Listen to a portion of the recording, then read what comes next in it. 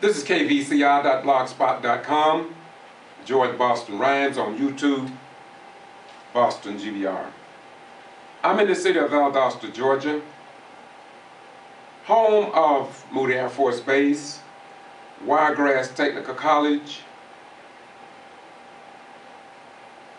many historical sites here in Valdosta. We also have Kinderloo Golf Course. We have Wild Adventures Theme Park. We are a metro city. When you leave from Florida and heading toward Atlanta, you can't miss Valdosta, Georgia, and Lowndes County. I'm here today at Serenity Church with a civil rights individual that, by all right, is entitled to be in the circle with Tyrone Brooks and Martin Luther King and the rest of those freedom fighters who gave so much to get us where we are today. And so this is an introduction to a man that America may have just not paid enough attention to. But we gonna fill the gap. What's your name, my brother? Floyd Rose. Okay, Brother Rose, the reason I want to do this is because too often here in South Georgia, so much of our history is lost. I call it lost in the rubbish pile of time and destiny. So our children and grandchildren and great-grandchildren will never know the work of some of those that God gave to us for a brief period. And I've been putting this off for a long time. You have inspired me. You helped me to get rid of some of my fears as a human being. But let's not talk about that. Let's get to this man here.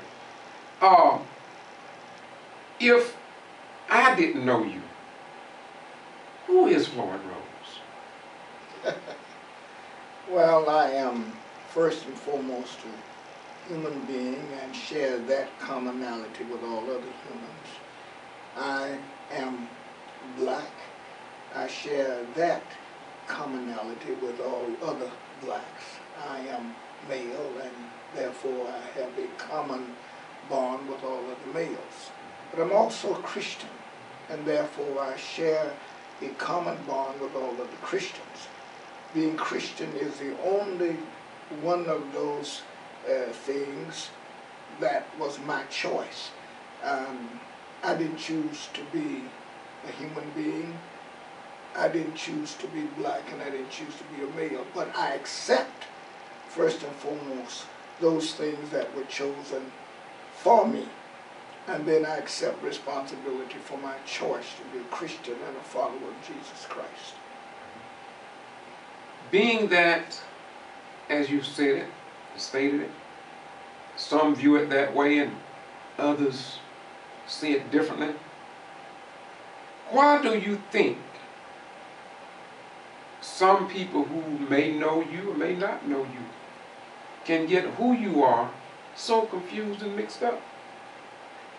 I don't know, but there have been whites who felt one way about me until we met, and then usually we end up praying together and sometimes shedding tears because suddenly they realize that I was not, have never been, and am not the person that they have read about in the papers. I am first and foremost, in my consciousness, a human being. What that means to me is that I am sharing a commonality with all other human beings in the world. That's number one for me. Why do I say that? As human beings, we all have a commonality. We all have to have food to eat, water to drink, air to breathe, shelter to protect ourselves from the elements, the cold of winter and the heat of summer. We all need family and friends to love and to love us. At that level, we all can even though we come to any experience with different experiences, at that level at least, we're all brothers and sisters. And we may not see everything alike or like everything we see. But we ought to all be free to see what we see in a fellowship of unconditional love, where the differences that make no difference to the Creator, by whatever name we choose to call Him, should make no difference to us. That is the fundamental philosophy of my life. Now, the fundamental principles that I live by are four: love, faith, forgiveness, and respect, mutual respect for others. Why do I say that? Well, if I am a devoted follower of Jesus Christ, then I look at what He was, His mission and His message. His mission, of course, was to make followers of people all over the world. His message was couched in those four things: love, faith, forgiveness, and mutual respect.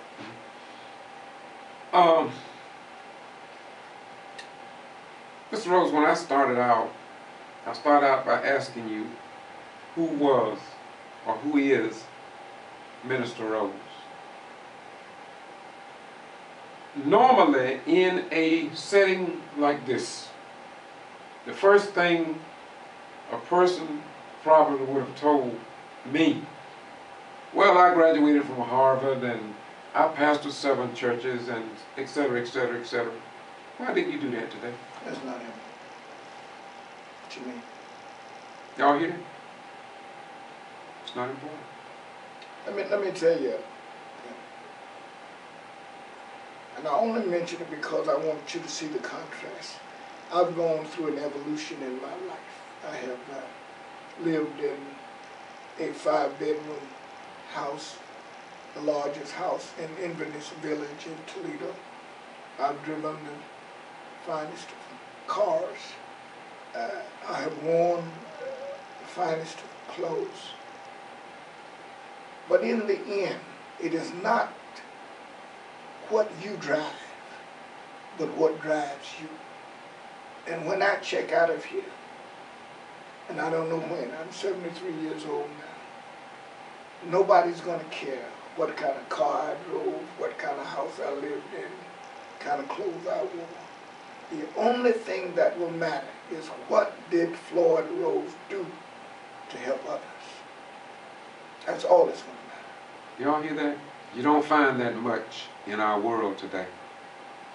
How can so many people, and I know you can't get inside of other people's head, but how can some people, even here in Valdosta, Georgia, I'm sure it was so in Toledo and other places that you've been, and fought for people who could not or did not fight for themselves, how could they get it wrong and see you as a person who, and I know this because I'm speaking from experience, that you just doing things just to be seen or heard or to reach some notoriety as Dr. King maybe, or prestige as President Barack Obama? How can they get it all wrong if that's not... Well, I know you can't get inside of their head, but just try to answer for the people that watch you. first of all, anybody who achieves anything in life, anything, has to attract the attention of people who are jealous and envious. That always happens. But that's not my fault. You know, I can't help that. If people say, well, you know, he's in the newspapers, he's on television, so what? If nobody knows you, you can't help anybody. Dr. King could help people because somebody knew who he was.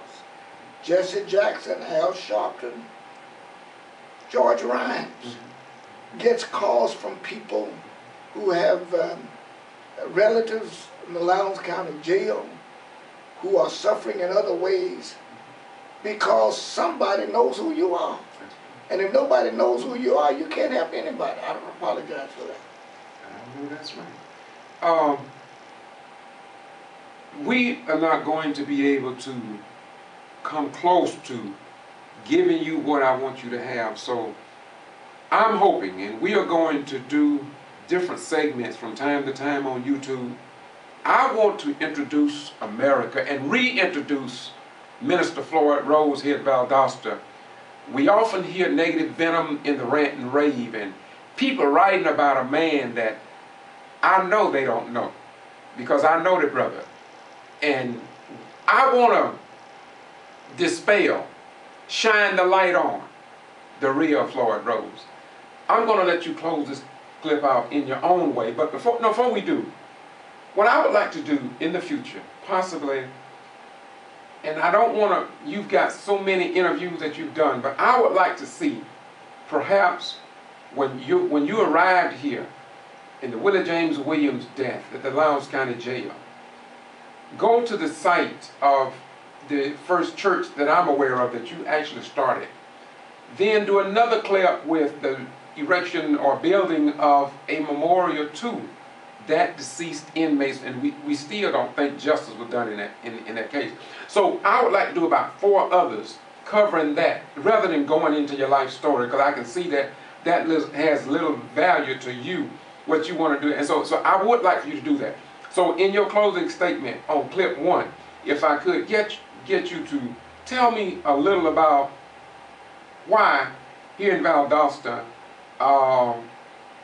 you find it maybe more difficult than maybe you did in Toledo, maybe because we don't have public broadcast or news media outlets, if you will. Well, one of the things that was an advantage for me in Toledo was that I had access to the news media.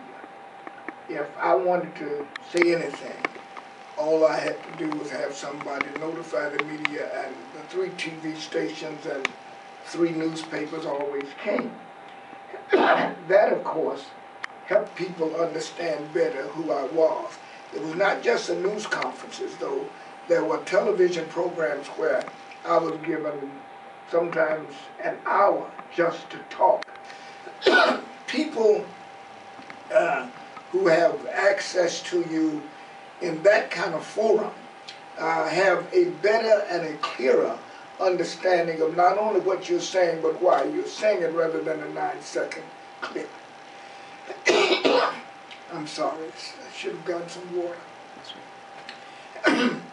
Now let me say about Valdosta. When I first came down here, I came here, I promised my wife that I was through with all of this, that I would live a life free from controversy. I had spent 37 years in Toledo.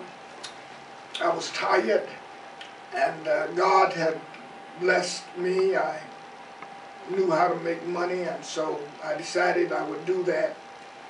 But then I came here, and this thing with Willie James Williams happened, and I never shall forget when I received a call from Alma Williams. My wife started shaking her head. I said, well, I'm just going to go to a meeting. She said, please don't do that. I said, I'm just going to a meeting. And I went to a meeting, and Alma was there, and of course her husband, and I believe you were there, George. I know there were others there. And his daughter, 16 years old, kept looking at me, and she said, they said you can help us. And I said, well, I'm just, I just came to the meeting. And she just kept saying, but they said you could help us. I said, well, I'll share with the committee what my skills are. And at that time, we recommended that we first have a mass meeting, and we would go from there. The mass meeting was held at my church, the church at Pine Hill, and there were some 700 people there. They were all out in the streets, and 37 ministers lined the back of the church. That Sunday morning, when I announced what we were going to do, my wife got up and walked out of the church. And when I told her what was going to happen. She said, well, I won't be there. I said, well, I understand. I know what I promised. But then I discovered, George, that a man has to do what a man is.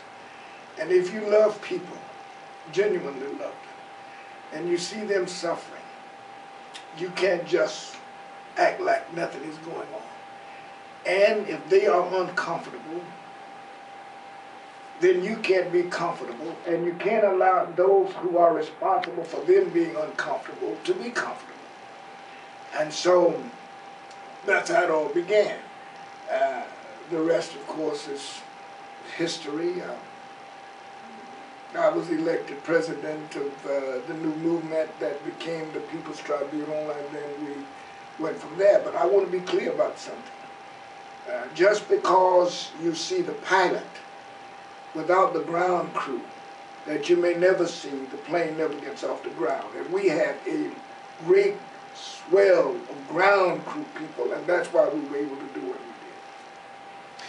This is kvci.blogspot.com. We're at Serenity Church. This is Minister Floyd E. in the city of Valdosta, Georgia. Inmate Willie James Williams' death that you just heard about it.